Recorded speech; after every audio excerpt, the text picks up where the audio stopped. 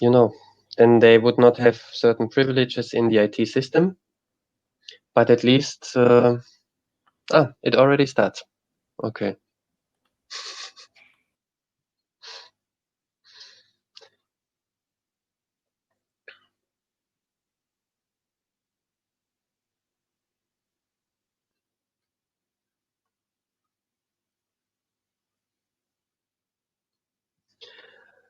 Good morning to everyone.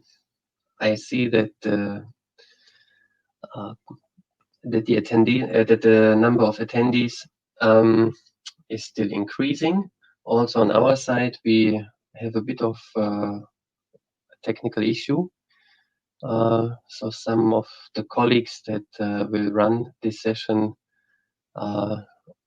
could not yet enter this meeting. So I propose we wait for a few minutes before we start.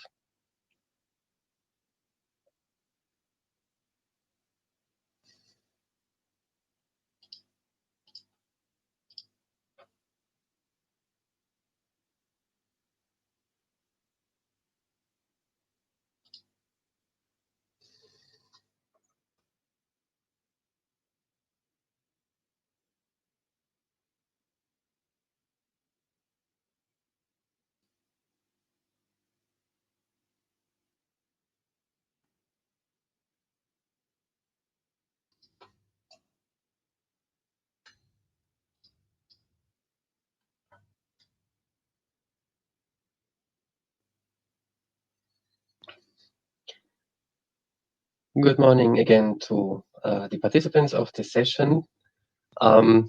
We are still waiting for other colleagues to join this meeting.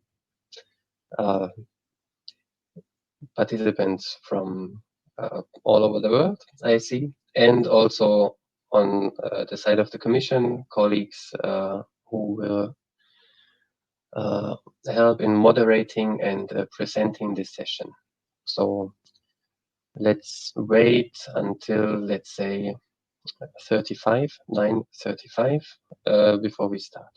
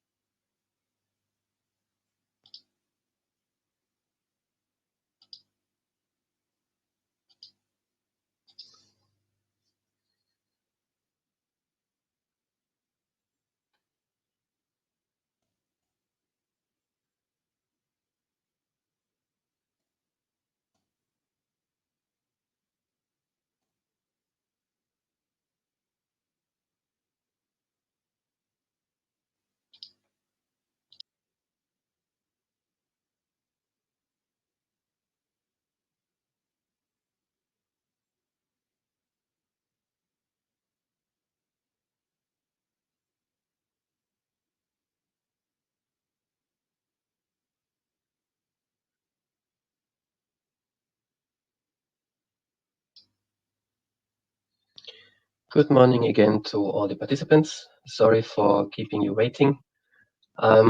We still wait for some Commission colleagues to enter, especially the moderator of this session.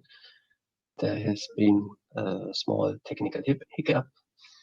I'm sure we will soon have solved it, and in this case we will start immediately.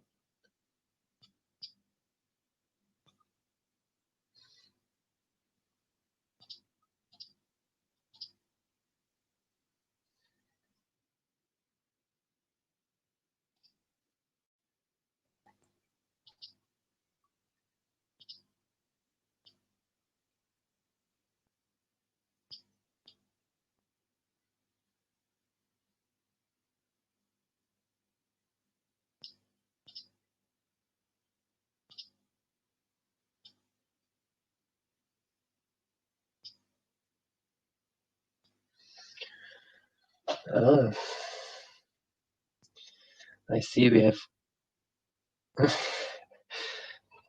Okay, apparently it's not so easy to send a correct link to this meeting. Okay, I see we have a participant from Dessau. Special greetings to Dessau. There we have the Umweltbundesamt and the Bauhaus.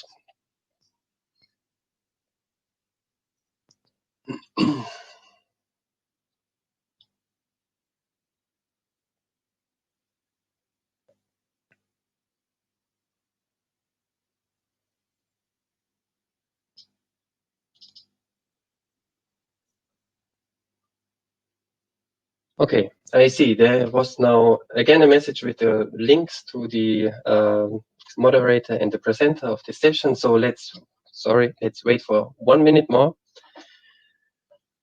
and then we can start. I hope. I'm sorry for the waiting time.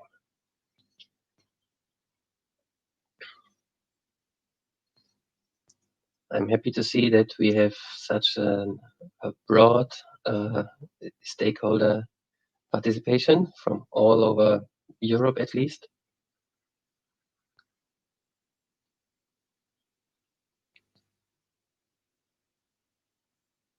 Good morning to the Netherlands.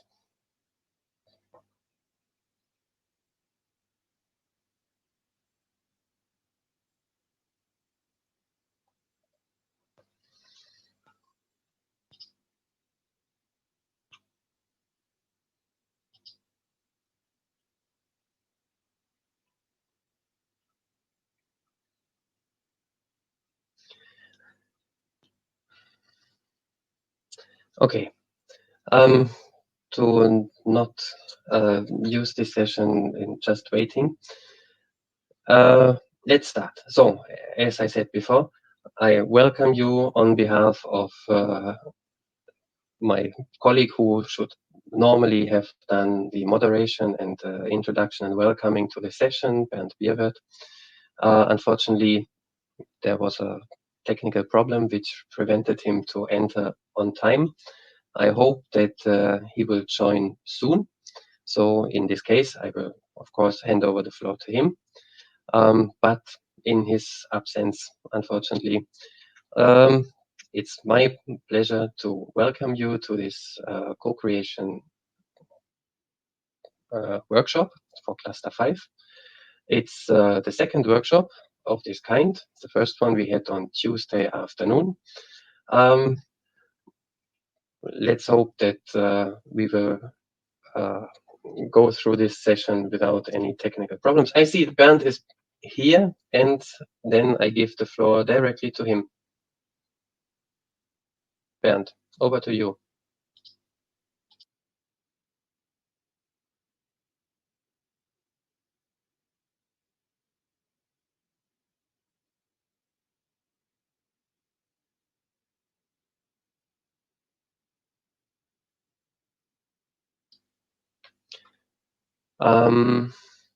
I see his name, but I don't hear him.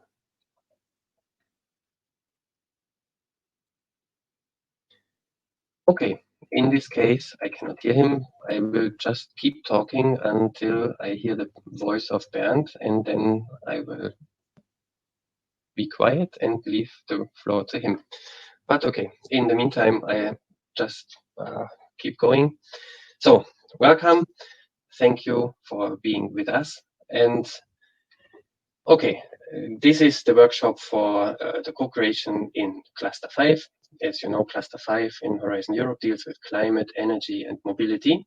The objective of this meeting is to reflect together on what are the most relevant expected impacts for Cluster 5. We will explain later what is exactly we understand with expected impact.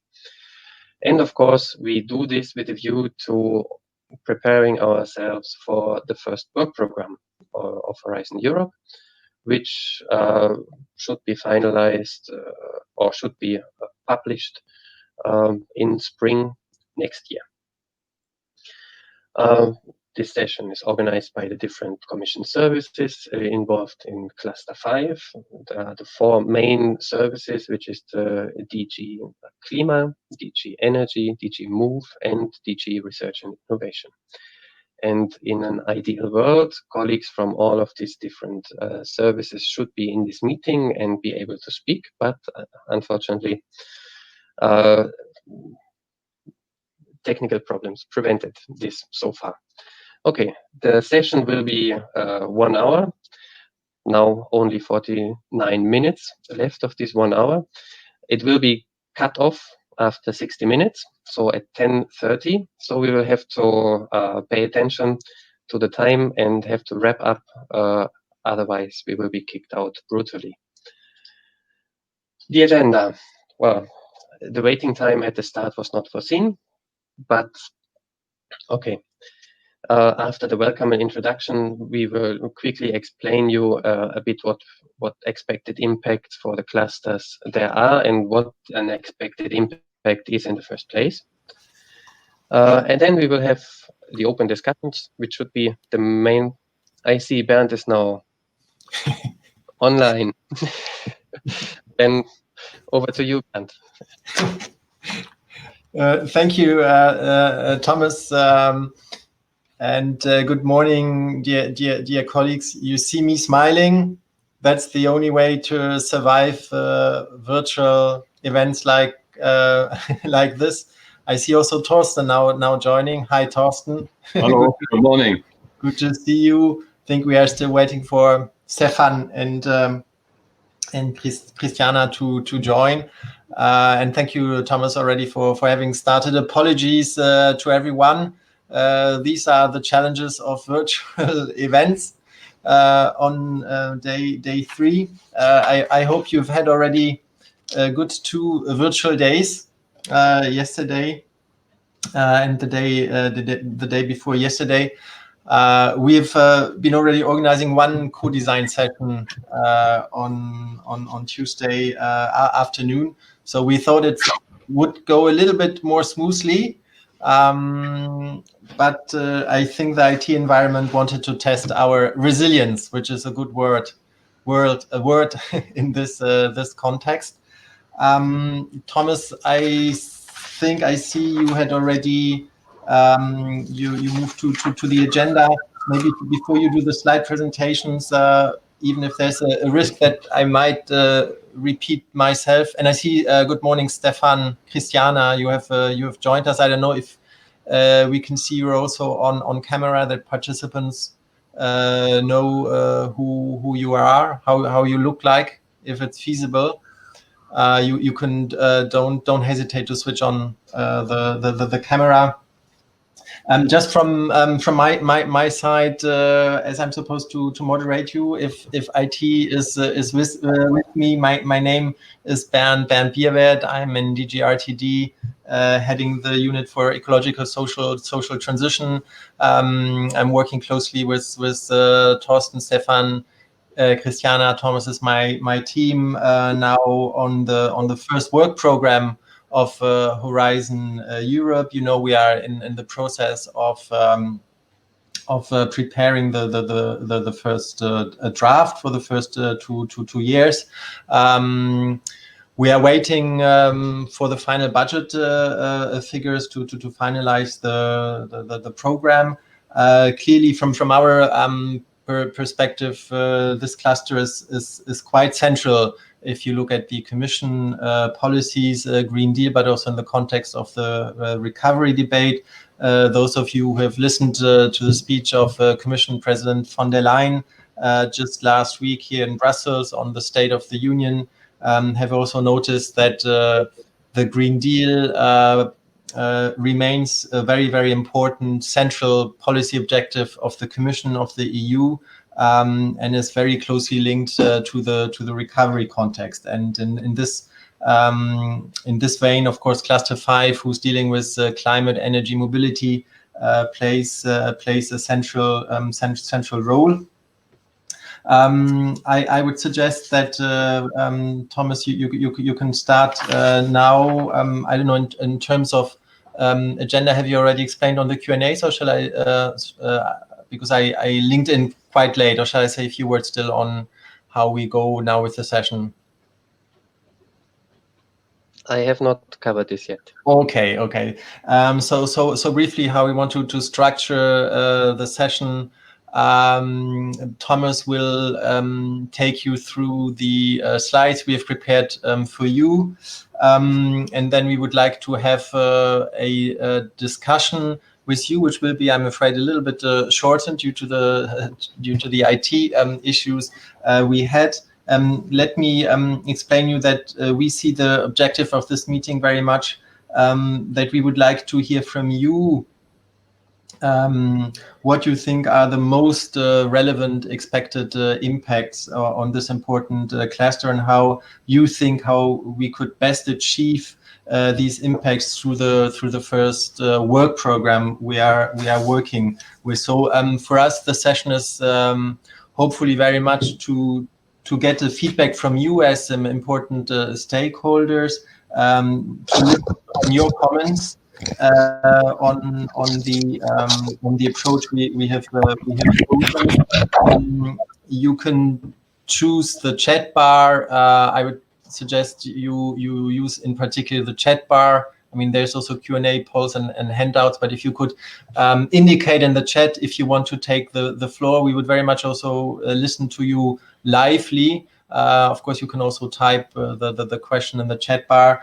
I will try to then with the help of our administrators to give those of you who would like to intervene the floor. Please, if it's possible, use the Google Chrome web browser. This is not to make publicity, but we have experienced that with other browsers like Firefox, it's not going to work well, or you will not be able to speak. So please, if possible, use Google Chrome. Enough of introduction, Thomas. Now I give you the floor back for your presentation of the proposed expected impacts. Thomas, please. Thank you, Bernd. Okay. So why do we have this session? Well, because as you know, we have a certain intervention logic for cluster. I mean, for Horizon Europe as a framework program as a whole, and then of course for the cluster. And how does the intervention logic look like? Well, we have in the first place the legal base.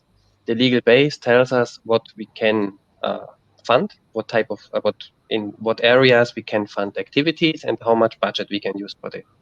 But it leaves many things quite open and flexible, because this is a 7-year program and we need this flexibility.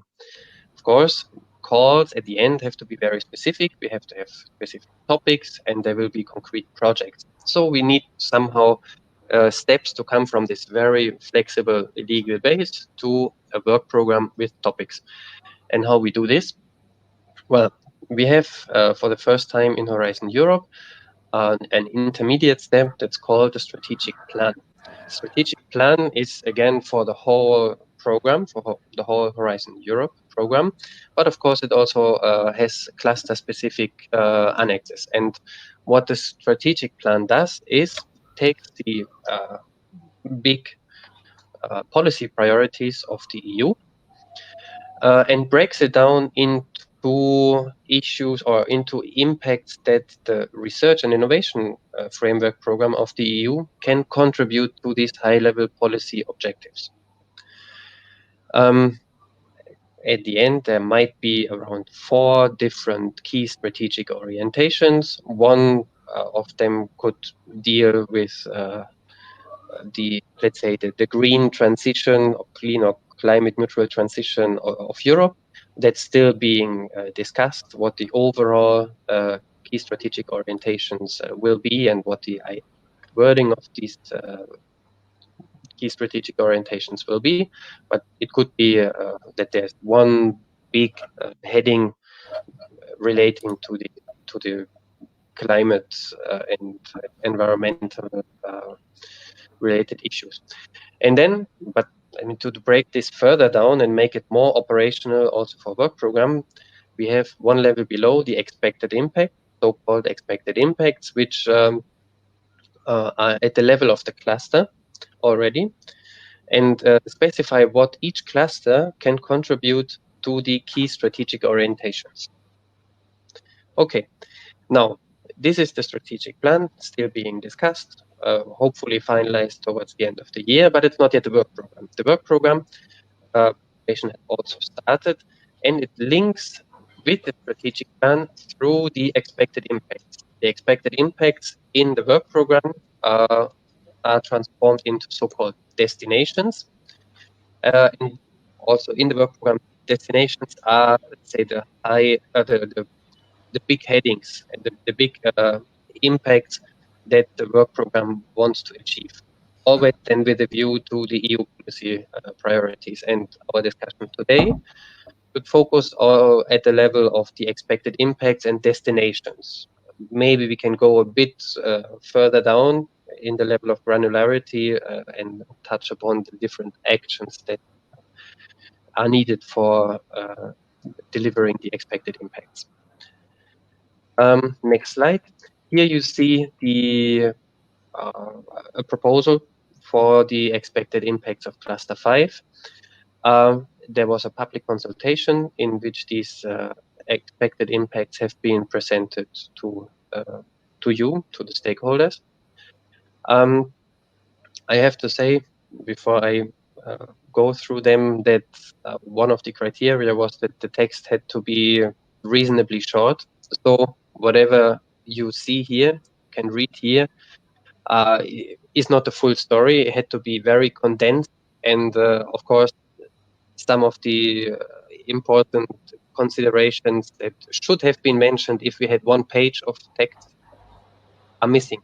But we try to be as comprehensive as possible. Okay, if we now look through the different impacts, we have 6 of them for cluster 5. The first one deals with the climate science, climate actions, and responses to climate change in terms of mitigation and that's the climate or climate energy. Then I will now skip for the moment and we'll go to the expected impact 3 and 4, which deal with energy related issues.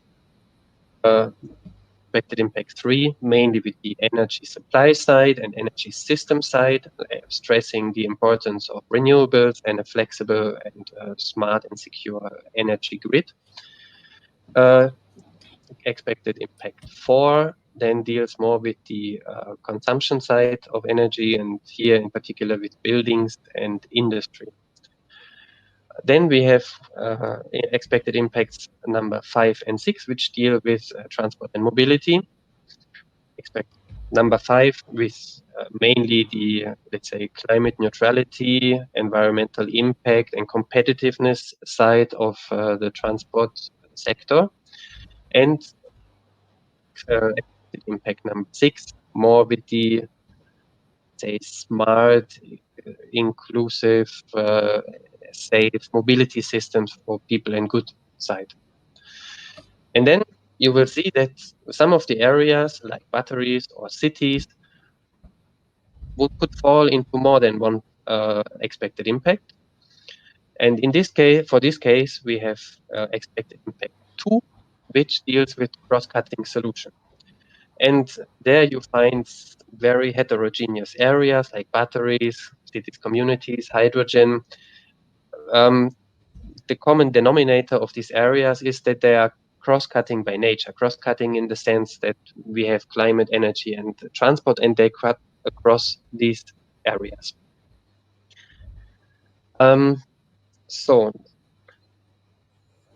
Okay, the discussion today should ideally focus on whether the expected impacts that you have seen, and I will go back to the slide again in a minute so you can read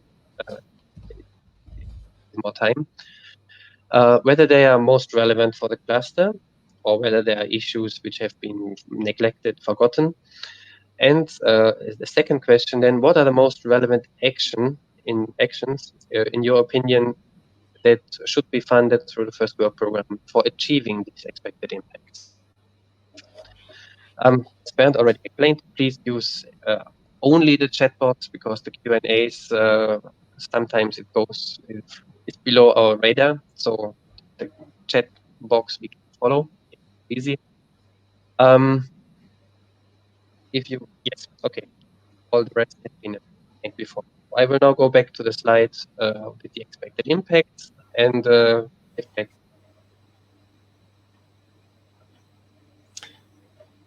Thomas, many thanks for this comprehensive presentation on Cluster 5, focusing on the expected impacts.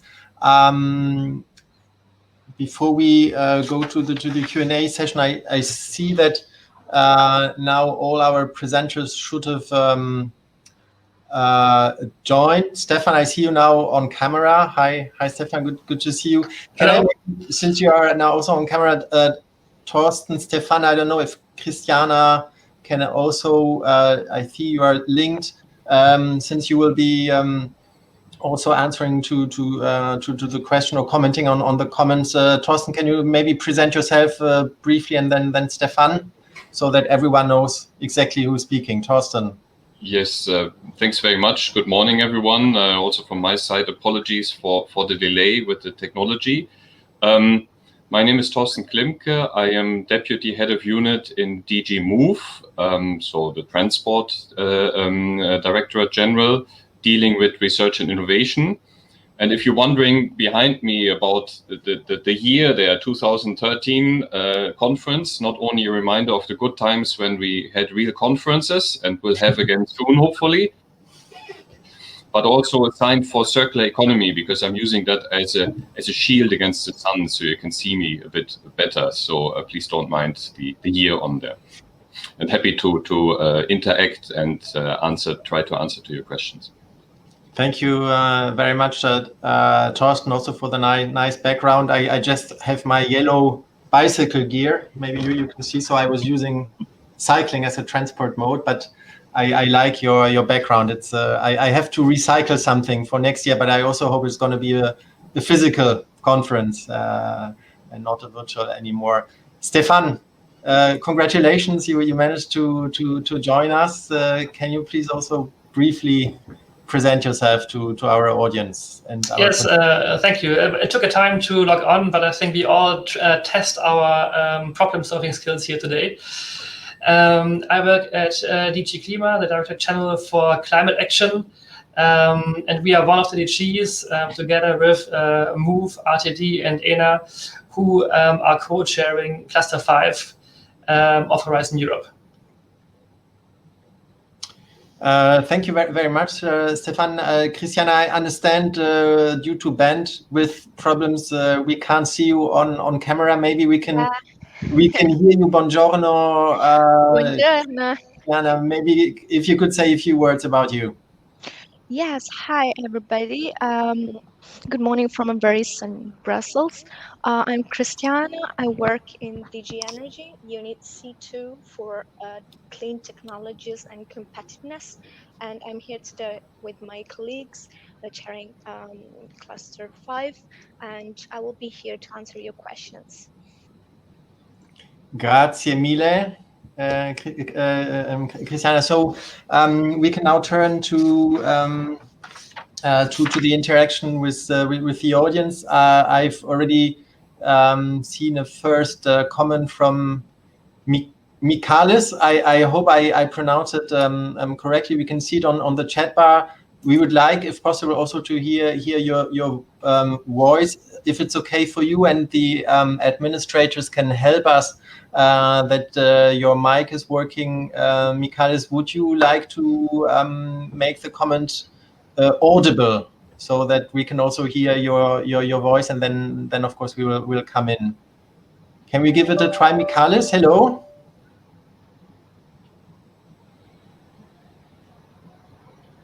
Michalis, you use Firefox. Okay.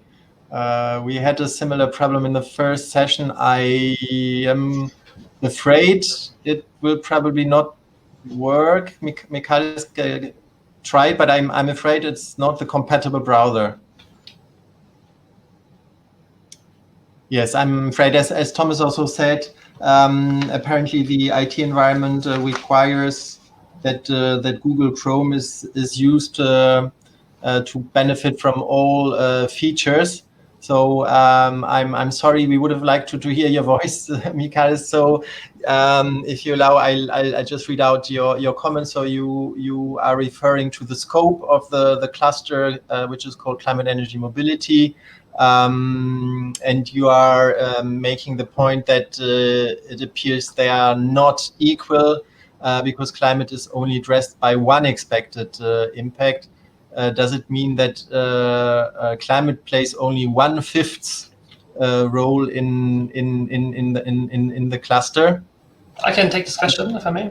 Good question, Stefan. You can come in as a climate. Absolutely, yeah. So first of all, I fully agree that climate is a very important topic. I think climate is a very difficult topic to grasp with only one expected impact. And in fact, the way the climate is dealt with in Horizon Europe is not only in Cluster 5 and not only in this one impact. Climate is mainstreamed, and this is important because climate plays a role in all the different and nearly all the different areas of Horizon Europe. So not only Cluster 5, also for industry, or for example for agriculture and food production. So this expected impact is not what where all the climate stuff happens. It is mainstream throughout the whole Horizon Europe program. And in fact, we have a climate mainstreaming target of 35%.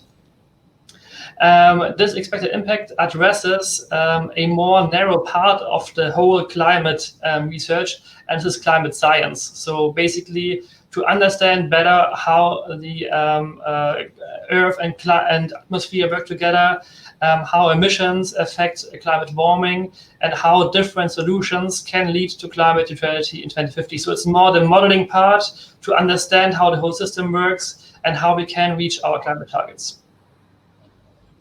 Thank you, Thorsten. I saw you wanted also to come in. Thanks. Yeah, if I may complement what Stefan says, and coming from the transport and mobility part in particular, you will see that, of course, also they have a very strong part on climate and on climate action. If you take number 5, for example, which is basically about cleaning up transport, finding new clean solutions, new clean fuels, and use them. But also number 6, which is about efficiency of the transport system as such. And efficiency means less energy use, less energy intensity, so also climate action. So just to confirm what Stefan already said, and to assure you that you don't need to be afraid that climate is only addressed in 1/5 of it. It's much, much more. Vielen Dank, Thorsten.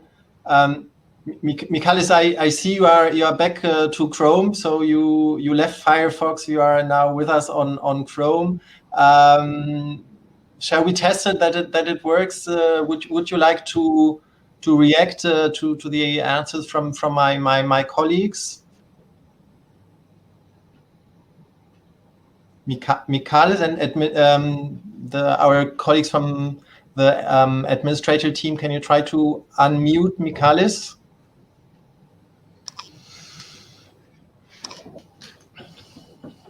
Michalis, would you like to come in? Since you moved to Chrome, I understand. I'm afraid doesn't work, Michalis. I'm sorry, but this is of course a very good question or comment. Thanks for this. I will have to move move on, there was a question from Stefan, the link to the set plan. I dare to try. Stefan, are you on Chrome?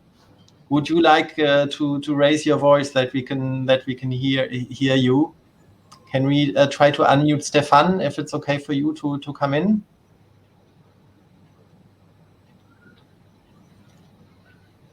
I'm not lucky this morning either.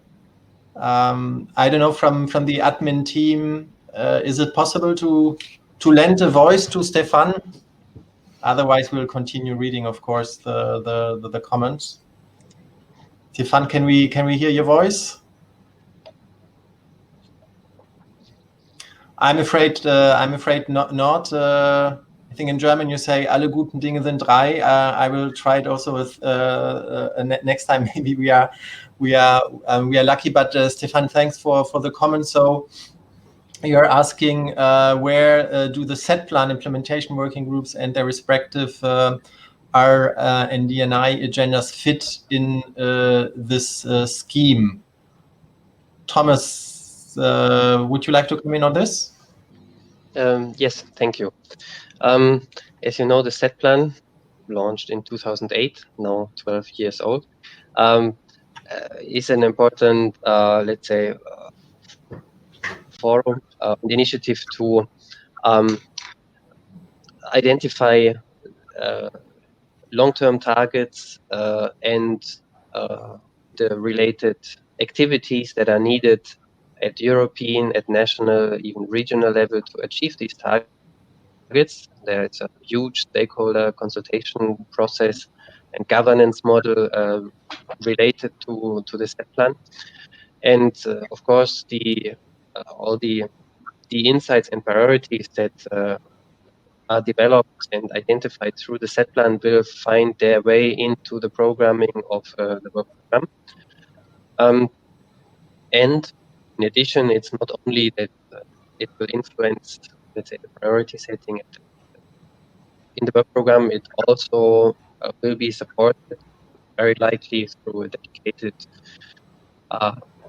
public partnership on the clean energy transition, which will support member states to work together and to support additional priorities of the set plan. That's still being developed, this partnership will hopefully be launched in next year. But the set plan is, of course, I mean, to sum up, the set plan is not forgotten. It plays an important role in identifying the priorities that will be taken up in the program. If I also can say something on the expected impacts and how to measure them. There was a question.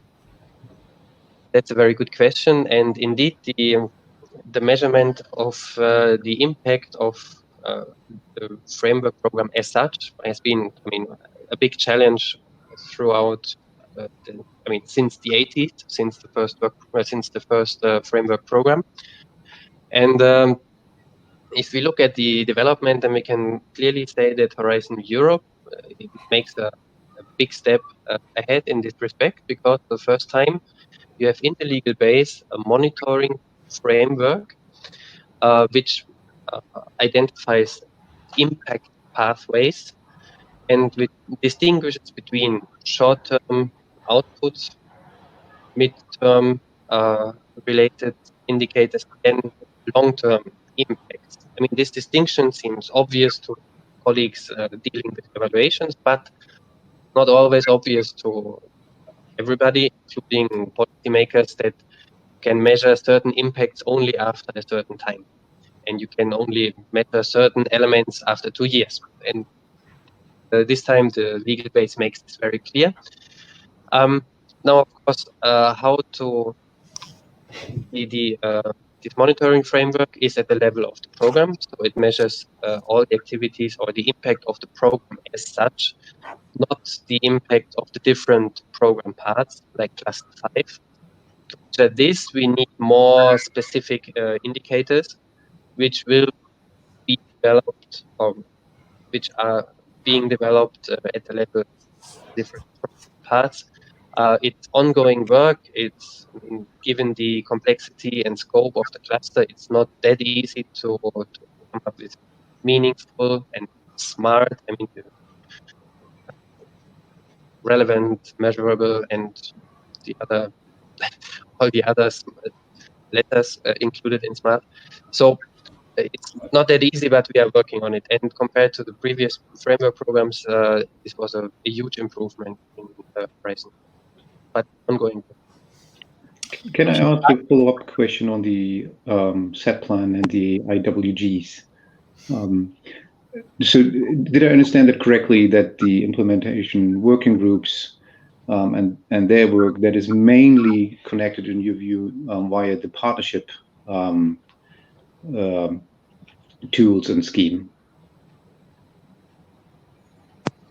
No, I did not say that that's mainly that the main, let's say, outcome will be reflected in the partnership. No, it's broader. Also, the definition of topics and priorities that will be addressed through normal work program calls are informed by the set plan implementation working group. Informed, it's one element of a number. Right. Thomas, it's the first time in this co-design session that I heard a voice. So that's good. So it gives me optimism that we can hear some more voices.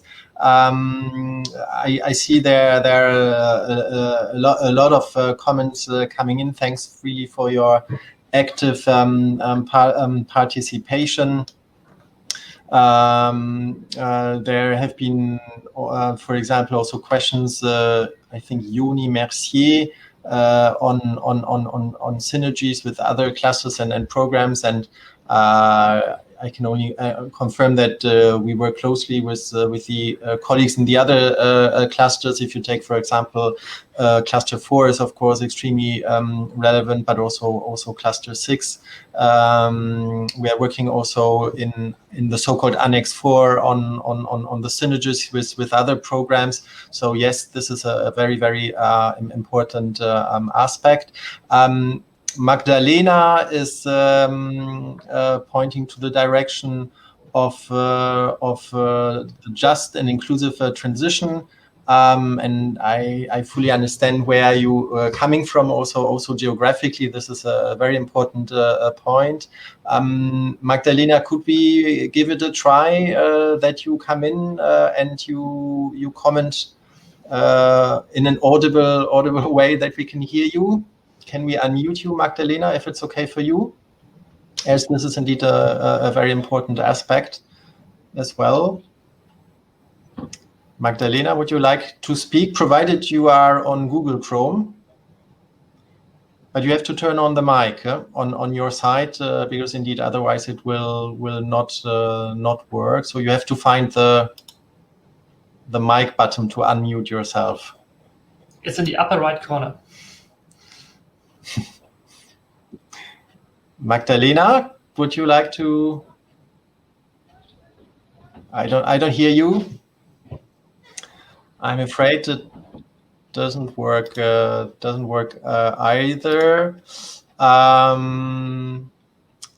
So I have to. Yeah, I have to read what you've been writing. So you're referring to the basic assumption to ensure a transformation that is just and inclusive, and to achieve this goal, future call conditions, you say, should clearly and firmly ensure the inclusion through specific requirements, KPIs, such as socioeconomic impact, regional dimension, widening aspects, small-scale pilots, demos. And indeed, if we look at already the first Green Deal communication document from December 2019, the just transition aspect has been spelled out as a corner element of the Green Deal. President von der Leyen last week has reconfirmed this. So it's a very valid comment. How do we translate it? This is, of course, addressed also in the work program. We are still in the process of drafting it. Just looking at my colleagues who are more in detail and involved in the drafting, if you would like to complement on this aspect. Thorsten, please. Yeah, thanks. Indeed, the impact that we're looking for ultimately isn't technology driven, but it is driven by the societal impact. And these points that you make in there are very valid ones and relevant ones. And I'm confident you will find them back in the topics and in the impact that we seek with the specific topics once we get to that stage. Stefan, bitte. Something, yeah. So we also do have special topics that actually address the just transition. For example, one of our research areas is communities and cities, where we do this kind of research. But I think research is only one part of it. I mean, the just transition is much bigger.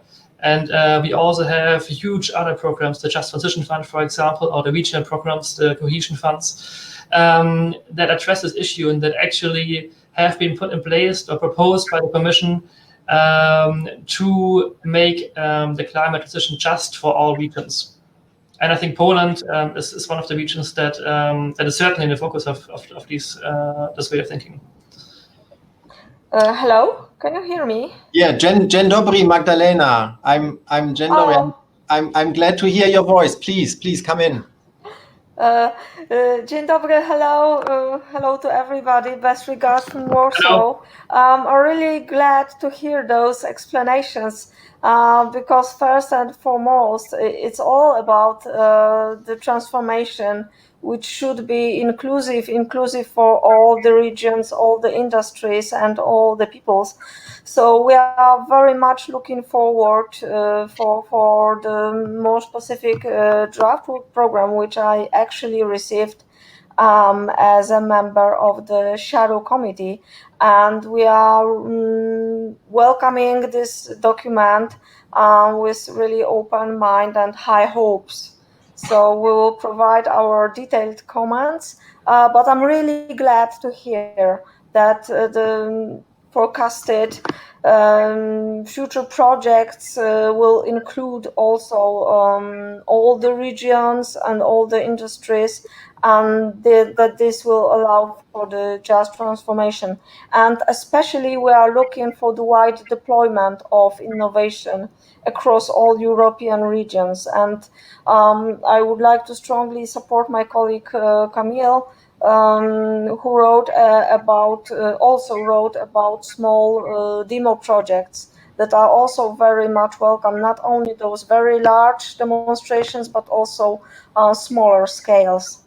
Yeah, because maybe upscaling, but also downscaling is something that is very important. This is a very good point. Thank you for making this. I mean, the one fund that is actually geared towards supporting demonstration projects is the Innovation Fund. And we know that the last version had a strong focus on large demonstrators, and this will change going forward, where we are actually working right now already on a call that will support smaller demonstrators. So this is certainly something that is on the agenda. Thank you. Thank you very much. So I'm really looking forward and thumbs up for the small-scale demonstrators also. Thank you.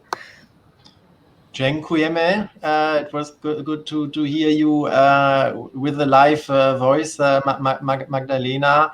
I'm afraid the time is running extremely quickly, but we have a very, very interesting discussion. And thanks again for your active participation. Stefan, there are questions I see which are referring basically to what the Commission just last week also adopted, the 2030 Climate Action Target Plan, the 55%, so increased ambition. And the question, for example, from Alexander, your name rings me a bell. We might have seen your name already in the first session, but I might be mistaken. It's a very relevant question.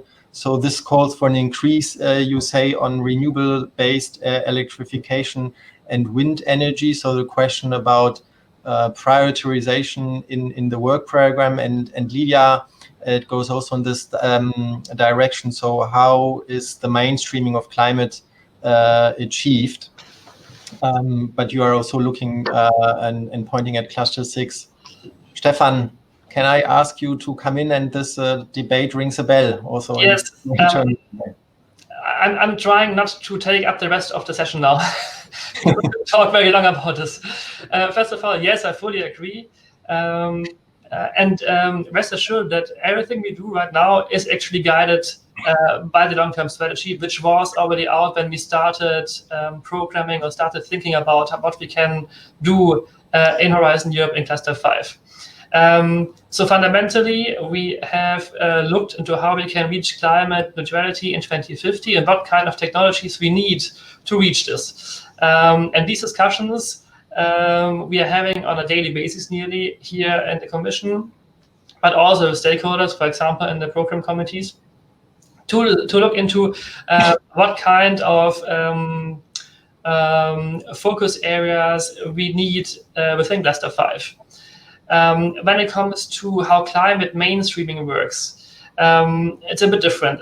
Climate mainstreaming basically is a measure or is an instrument to make sure that research in Horizon Europe, but also in other programs, but here it's about Horizon Europe, so how research in Horizon Europe, research and innovation is climate relevant. And we are using so-called RIO markers to identify this. So there are 3 different steps. The first step is a certain action is 100% relevant for climate, and then it would get a 100% marker. If it's partly relevant, it will get a 40% marker, and if it's not relevant at all, it will get a 0% marker. And like this, we basically have a parallel accounting to look into how much of the program is actually climate relevant. And like this, we can measure whether we are on track to reach our goal or not. Vielen Dank, Stefan. You will also see that colleagues who are with me are multitasking, multifunctional. They are trying also at the same time to reply in writing or to comment on your questions. So as we can't address everything in speaking, I would like to pick out another aspect from Horzenberger. I guess it's your family name, on the flexibility aspects between energy supply and demand sides. Would you like to come in with a mic if it's possible? I understand from Magdalena that even Firefox can sometimes do miracles in this virtual environment. Is it possible to hear you? You had already before that proposed a question. Would you like to come in and say a few words? Provided you unmute yourself and you can use the mic function. Can you speak? I'm afraid we will not hear your voice. So your question is the flexibility aspect between energy supply and demand. Have they been sufficiently taken into account? Relying mainly on renewables needs much more flexibility between sectors, state regions, much more than with fossil energy. So the supply and demand side. We can't see you, but Christiana, DG Enners is dealing, of course, with these issues quite extensively. I don't know if you would like to come in on this.